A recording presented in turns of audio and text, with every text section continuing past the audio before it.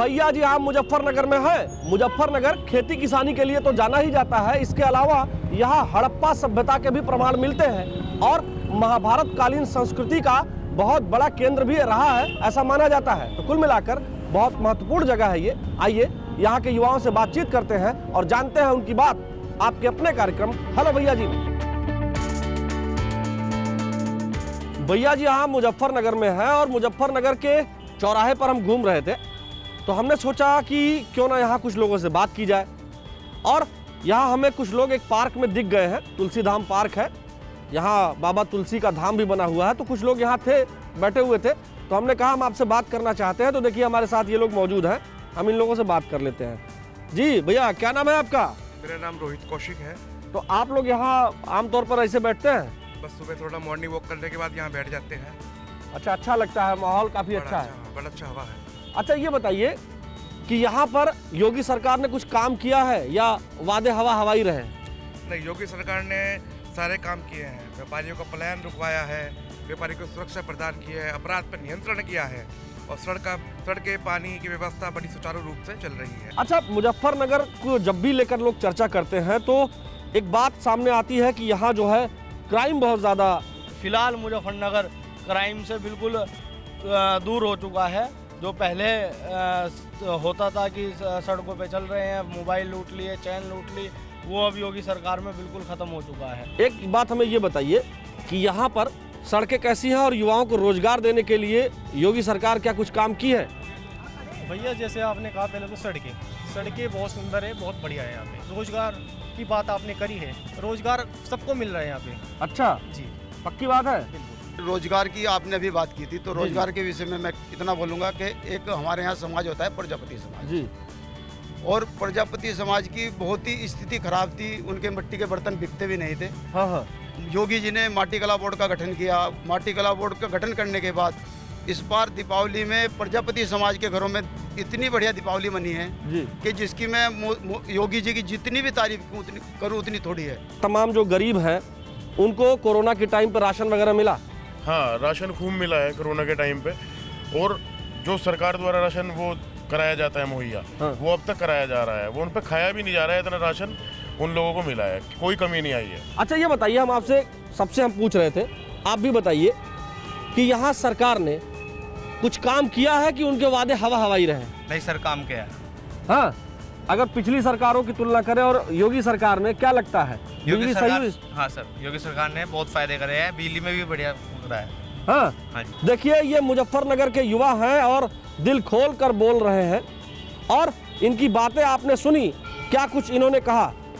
युवा जब भी बोलता है स्पष्ट बोलता है, क्लियर कट बोलता है और मुजफ्फरनगर के युवा भी ठीक वैसे ही बोल रहे हैं।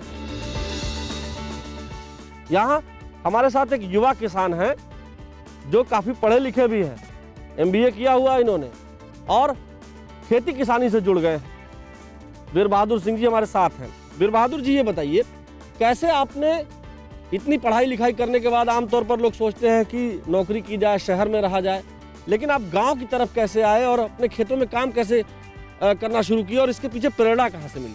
पहले मैं MBA किया हुआ है मैंने गाजियाबाद से। उसके बाद मैं जैसे ही अपने गाँव में आया, लोगों को देखता था कि भाई गन्ने की खेती, क्योंकि हमारे यहाँ गन्ने की बेल्ट बहुत अच्छी है जी, तो पहले पुरातन जो पहले तरीके थे खेती करने के, उनके अनुसार खेती करते थे। लेकिन अब सरकार की तरफ से अच्छी सब्सिडी मिलती है उपकरणों पे, खाद पे, बीज पे और अच्छी समय पे आधुनिक ट्रेनिंग भी दी जाती है। अच्छा, जिनके तहत हम अच्छी खेती करते हैं। अच्छा, सिंचाई के लिए क्या रात में भी अभी भी सिंचाई करते हैं? जो हमने सुन रखा है मुजफ्फरनगर के बारे में कि रात में लोग सिंचाई करते थे तो कभी कभी घटनाएं हो जाती थी। सुरक्षा वगैरह को लेकर के क्या हाल है? सुरक्षा के लिए योगी सरकार को 10 में से 10 नंबर देंगे हम। हाँ। क्योंकि पहले रात में अगर कहीं सिंचाई करने के लिए जाना होता था तो 2-4 को इकट्ठा करके जाते थे। अच्छा हाँ, अब जब से योगी सरकार आई है बिल्कुल भी भय नहीं है, किसी भी टाइम जा सकते हैं। पहली बात तो ये कि योगी सरकार को धन्यवाद कहूँगा कि अब दिन में इतनी लाइट आती है कि रात को जाने की जरूरत ही नहीं पड़ती। हाँ। अब दिन में ही हमारी फसल पानी लगा लेते हैं हम, इसलिए रात को दिक्कत नहीं आती। आप कितने लोगों को प्रत्यक्ष रूप से साल भर में रोजगार दे पाते हैं? प्रत्यक्ष रूप से तो ये मान के चलो आप महीने में 10-20 लोग तो हम वैसे ही बुला लेते हैं। अच्छा। कभी नुलाई के लिए, कभी गुड़ाई के लिए। अब ये कम से कम 3 से 4 लाख रुपए गन्ने की छिलाई का ठेका जाएगा पूरे सीजन का, तो लमसम मान के चलिए कि 20 आदमियों को पर महीने के हिसाब से हम रोजगार आराम से दे देते हैं। हमारे चाय में जो मिठास होती है वो चीनी की होती है, और चीनी का उत्पादन जो है गन्ने के अच्छे उत्पादन पर निर्भर करता है। और किसान जब मेहनत करता है तो हमारी चाय भी मीठी हो जाती है और हमारी मिठाई भी ज़्यादा मीठी होती है। किसी भी जगह की जो सबसे महत्वपूर्ण ऊर्जा होती है वो युवाओं में निहित होती है। इसीलिए मुजफ्फरनगर के युवाओं से मिलने भैया जी पहुंचे हुए हैं और यहाँ चाय की दुकान पे आ गए। आपसे बस इतना हम जानना चाहेंगे कि मुजफ्फरनगर में मौजूदा सरकार में कुछ काम हुए हैं कि नहीं हुए? सारे काम हो रही है इस सरकार में, हो रही है। सब पिछले तो हमने कभी देखा ही नहीं है। अच्छा जी, क्या क्या हुआ इस सरकार में?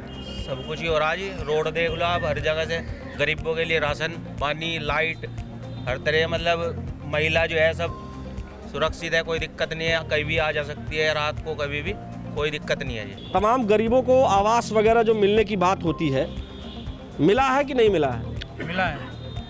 आप यहाँ पर कहीं भी देखिए, हर आवास में कार्य भी हो रहा है। पहले आवास खाली पड़े थे, उनमें झाड़ झंकाड़ ये सब चीज़ें, आज आवासों की सफाई भी देखिए आप। हमारे मुख्यमंत्री योगी आदित्यनाथ जी ने जितनी मदद की है गरीबों के लिए, क्राइम खत्म कराए, हर चीज़ की मदद करी है, सड़कें बनाई है। आज देखिए युवाओं को कितनी मदद करी है, स्कॉलरशिप मिल रही है, सब चीज़ मिली है।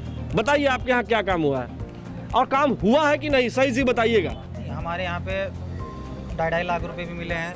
उसके अलावा जो राशन पिछली सरकारों में नहीं मिलता था, इस बार 2 बार राशन दिया गया है फ्री में। पिछली सरकारों में राशन नहीं मिलता था मतलब?